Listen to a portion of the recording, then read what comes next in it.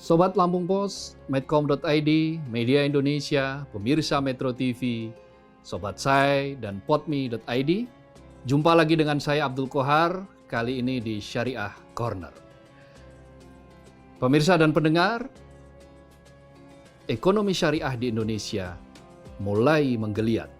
Salah satu babak baru adalah ditandai dengan diresmikannya Bank Syariah Indonesia yang merupakan merger dari perbankan syariah milik pemerintah. Jauh sebelum itu, ekonomi syariah sudah dimulai jejaknya pada 1990. Waktu itu melalui Munas Alim Ulama di Majelis Ulama Indonesia. Nah, salah satu tokoh yang kerap disebut sebagai Profesor Ekonomi Syariah Indonesia, sekaligus juga buku berjalannya Syariah Indonesia, ialah Profesor Dr. Kiai Haji Ma'ruf Amin. Profesor Kiai Haji Ma'ruf Amin sekarang menjadi Wakil Presiden Republik Indonesia. Tetapi penguasaannya tentang syariah sudah tidak perlu diragukan lagi. Nah, kali ini saya akan mewawancarai Kiai Haji Ma'ruf Amin dan akan berbicara tentang bagaimana potensi ekonomi syariah Indonesia, bagaimana literasinya, lalu bagaimana peran ekonomi syariah dalam proses pencapaian kemajuan Indonesia ke depan. Ikuti pembicaraan saya dengan Wakil Presiden Republik Indonesia, Kiai Haji Ma'ruf Amin. Nah, kita ini awal Februari lalu kan sudah resmi beroperasi Bank Syariah Indonesia. Ya. Nah, ini kan bukan proses yang mendadak. Tetapi ini kan prosesnya, kalau tidak salah sebetulnya ekonomi syariah Indonesia sudah diawali pada tahun 1990. Waktu Pak Wapres waktu itu masih di Majelis Ulama Indonesia. Tetapi kenapa baru geliatnya sepertinya baru akhir-akhir ini Pak Wapres? Sebenarnya kalau sistem syariah itu sudah jauh sebelum itu ya. Sudah lama sekali di masyarakat itu berlaku. Seperti sistem, kalau orang Jawa bilang maro. Maro itu bagi dua, berbagi hasil. Maro ya. Paron. Ada yang bilang paron, ada yang bilang maro. Ada yang bilang mertelu, itu membagi tiga. Itu hasil pertanian itu. Itu kan cara yang syariah. Ya, membagi hasil itu. Di dalam cara pengelolaan itu. Kemudian juga di dalam masalah memberikan modal, itu biasanya itu kalau qirad itu artinya berbagi untung. Berbagi untung. Dalam bahasa fikihnya disebut waribhu bainahuma. Artinya untungnya dibagi. Kalau namanya qard itu memberi hutang. Nah, itu tidak boleh ada beban. Qard namanya itu. Ada qard, ada qiran. Itu biasa berlaku ya, cuman sifatnya lebih pada personal. Nah, baru kemudian diinstitusikan, diinstitusionalisasi itu, dilembagakan itu setelah yaitu 1992. Oh, 92 ya. Lahirnya Bank Muamalat. Bank Muamalat itu lahir setelah yaitu adanya keputusan dari Lokakarya Majelis Ulama Indonesia untuk membangun sistem perbankan yang tidak ribawi. Istilahnya bank tanpa bunga. Kemudian lahirlah istilah, kemudian menjadi bank Islam. Kemudian di dunia pakai Islam, bank Islam. Tapi kemudian di Indonesia lebih memilih bank syariah. Nah, itulah mulai lahir sebagai lembaga yang kelembagaannya yaitu pada 1992. Ya, itu. Ya. Dan itu sebenarnya belum lahir undang-undang perbankan, syariah belum. Regulasinya belum ada ya? Iya, undang-undang bagi bank bagi hasil. Bagi hasil Hmm. belum tentu syariah, belum syariah. Nah, baru kira-kira 2010 lah, 2000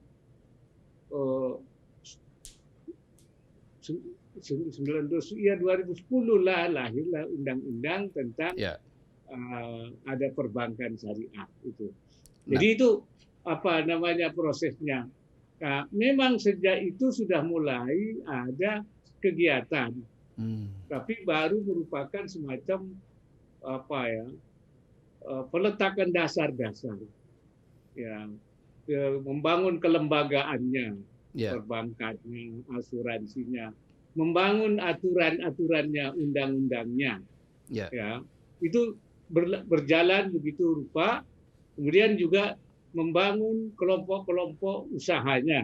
Ya. Nah, oleh karena itu setelah berjalan dari 1992 itu, jadi sekarang ini sudah lebih dari 20 tahun, kemudian pemerintah merasa ini harus didorong supaya Indonesia yang mayoritas Muslim itu menjadi negara pusat daripada pengembangan ekonomi syariah.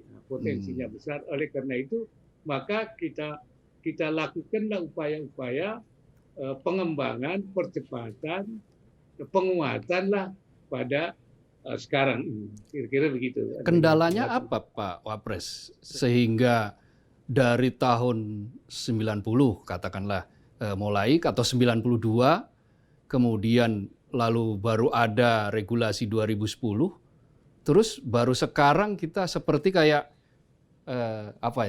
terlecut begitu, Pak Wapres, untuk kemudian Ya, memahami karena bahwa kita sebenarnya memang punya potensi. inisiatif daripada ini kan dari bawah. Jadi pengembangan ekonomi syariah itu dari masyarakat, Ya. inisiatifnya itu. Ya, dari Majelis Ulama, kemudian juga kegiatan masyarakat. Ya. Jadi bottom up. Oke. Ya, pemerintah welcome saja. Ya. Bahasa kiainya tafadhal. Jadi Tafadhol. barulah kemudian belakangan pemerintah memberikan fasilitas-fasilitas, memfasilitasi dan menguatkan. Jadi baru setelah potensi itu dilihat sangat besar, dengan menjadi potensi yang bisa menjadi potensi ekonomi, menopang ekonomi nasional. Nah, pemerintah menganggap bahwa dual system ini harus dibuat menjadi sistem nasional. Jadi dilembagakan secara lebih kuat, di mana pemerintah harus mengambil inisiatif-inisiatif untuk pengembangannya. Jadi dual banking system ini kemudian menjadi satu sistem nasional yang harus diseimbangkan, gitu pengembangannya. Jadi kalau dengan prinsip-prinsip yang sekarang ada, ini kan Indonesia negara dengan penduduk Muslim terbesar. Nah, apa yang kira-kira membedakan antara ekonomi syariah di Indonesia dengan ekonomi Islam tadi yang Pak Wapres sebut di global, tataran global? Istimewanya apa Indonesia ini, Pak Wapres? Sebenarnya tidak ada bedanya, tapi itu istilahnya saja. Di global itu menggunakan ekonomi Islam, tapi kita menggunakan ekonomi syariah karena memang di undang-undangnya dulu itu bunyinya undang-undangnya itu ekonomi syariah. Jadi itu soal istilah saja, kesepakatan lah, kesepakatan saja. Tetapi bedanya itu kalau di daerah lain itu mulainya dari atas, dari pemerintah. Di Malaysia itu dari X dulu kan. Jadi itu mulainya, kita dari bawah. Yang kedua, di banyak negara itu pada kooperasinya itu pada korporasi, memainkan modal dengan pengusaha-pengusaha besar. Tapi di kita ini justru mulai dari retail. Ya. Oleh karena itu dia berkembang sangat kuat di bawah itu, ya. Kemudian merambah kepada soal korporasi, sehingga sekarang ini sudah mulai menjangkau perkembangannya itu dari bawah sampai kepada tingkat korporasi. Ya. Nah, kalau seperti itu, maka sebetulnya dengan retail seperti ini kan potensinya bisa menjangkau luas. Tetapi faktanya kan masih ada sementara kalangan yang agak ragu-ragu. Nah, ini bagaimana Pak Wapres mengatasi persoalan ini atau mencari solusi bahwa Ya, kita sebetulnya aman loh dengan ekonomi syariah ini, dengan keuangan syariah ini? ya, memang orang mengatakan Indonesia itu seperti macan tidur, ya. Potensinya besar, tapi belum bangkit. Ya, Dan memang kita mulainya 10 tahun di belakang Malaysia. ya, Malaysia lebih dulu 10 tahun. ya, Tetapi kalau dibanding daripada pengembangannya itu, sebenarnya Indonesia cepat sekali. Sebab ya, setiap tahun kita rankingnya naik terus. ya. Yang 2019 kita sudah mencapai ranking 5 Oh, oke. dunia. 2020 kita sudah ranking 4. Ya, jadi ini sebenarnya perkembangan kita sangat baik. Ya, Tapi ya, memang banyak kendala seperti literasi memang belum. betul. Ini masih kecil. Kedua juga pengusaha-pengusaha kecil kita, penopang-penopang kita, Ya, penggunanya itu masih belum banyak. Karena itu salah satu program yang harus kita kembangkan adalah memperbanyak usaha-usaha ini ya, dan menumbuhkan pengusaha-pengusaha yang memang berbasis syariah. ya, Sebenarnya banyak pengusaha-pengusaha ini, tapi belum tersentuh untuk ditumbuhkan, dikembangkan, sehingga perlu sentuhan-sentuhan sehingga antara supply dan demand ini seimbang. Kita ini kan suplainya sudah cukup banyak, perbankannya, asuransinya, ya, ya, bahkan pasar modalnya juga sudah.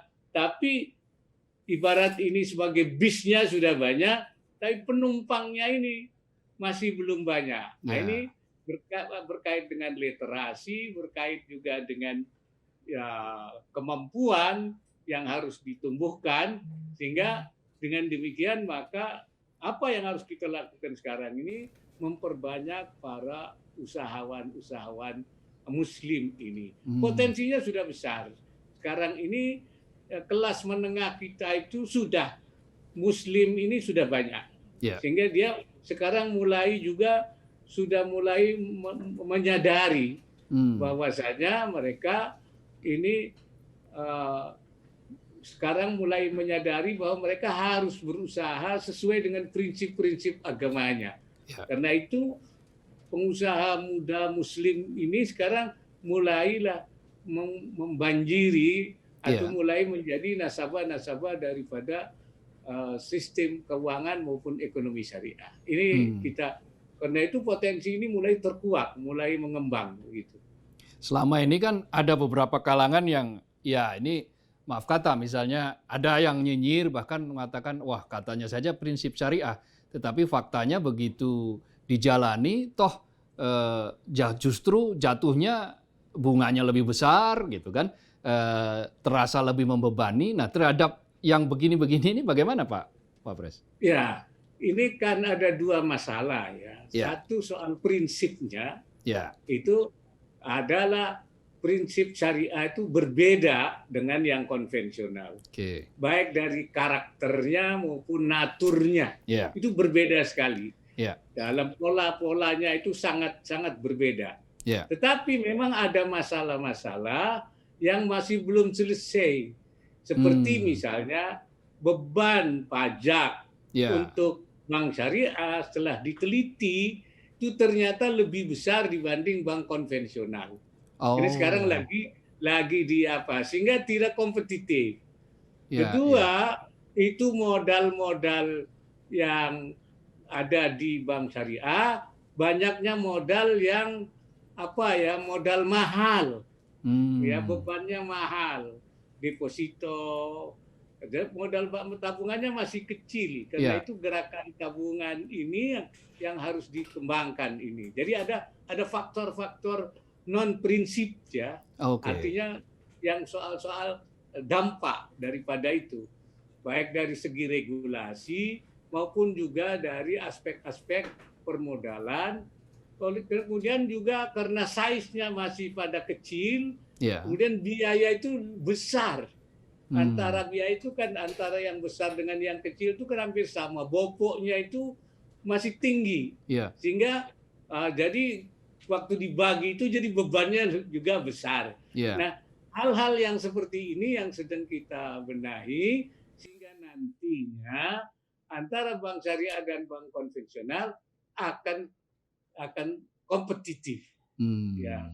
Walaupun begitu prinsip kerjanya beda antara yang syariah dengan yang konvensional. Ya. Karena itu menyangkut soal prinsip halal haram kalau Ya. dari segi hukumnya ya. Ya. Tetapi kita tidak ingin hanya berhenti di soal halal haram, Ya. tapi juga kita ingin bahwa bank syariah itu juga harus kompetitif. Betul. Dan kedua juga harus menjadi pilihan yang rasional. Ya. Artinya rasional itu artinya memang dipilih karena dia baik, karena dia lebih menguntungkan. Ya. Makanan halal juga harus dipilih karena dia good food gitu ya. Betul. Makanan yang baik. Sehat ini gitu ya.